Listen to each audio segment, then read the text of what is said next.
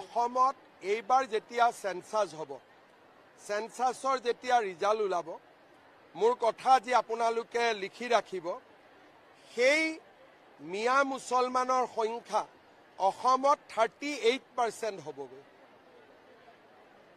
যদি প্ৰজেকশ্যন কৰে, যিকোনো ষ্টেটিষ্টিক ডিপাৰ্টমেণ্টৰ মানুহে প্ৰজেকশ্যন কৰিব পাৰিব, অসমৰ জনসংখ্যাৰ তেওঁলোক 38 সংখ্যক হ'ব আৰু অসমৰ সৰ্ববৃহৎ জনগোষ্ঠীত পৰিণত হ'ব।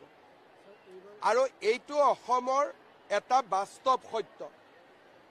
সেইকাৰণে আমাৰ মানুহখিনিক আমি কেনেকৈ বচাব পাৰোঁ, কেনেকৈ আগবঢ়াই লৈ যাব পাৰোঁ, যোৱা 5টা বছৰ আমি কাম কৰিছোঁ।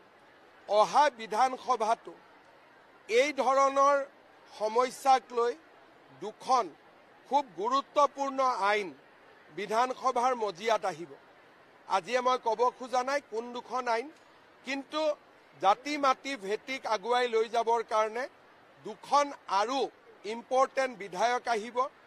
যদি যোৱা 30 বছৰত আমি যোৱা 5 বছৰত কৰাৰ দৰে প্ৰচেষ্টা কৰিলোহেঁতেন, আজি হয়তো আমি সংকটত ভুগিব নালাগিলেহেঁতেন। যি নহওক, এতিয়া এখন যুদ্ধ আৰম্ভ হৈছে, ইয়াক আমি আকাংক্ষিত লক্ষ্যলৈ লৈ যাব লাগিব।